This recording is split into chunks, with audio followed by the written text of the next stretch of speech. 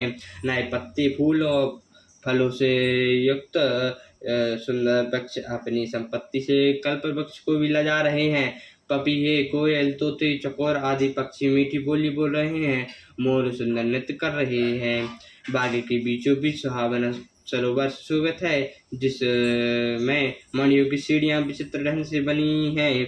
उसका जल निर्मल है, जिसके में अनेक रंग के कमल खिले हुए हैं। दो जल के पक्षी कल्लव कर रहे हैं और भ्रमर गुंजार कर रहे हैं। बाग तड़ांग बिलोकई रामा, प्रभु हर से बंधु समित सिया राम। परम रामय आराम यहु रामा, जो राम सुख देत सिया रामा। बाग और सरोवर देखकर प्रभु श्यामचंद्र जी भाई लक्ष्मण जी सहित हर्षित हुए। यह बाग परम रमणीय है, जो श्री रामचंद्र जी को सुख दे रहा है।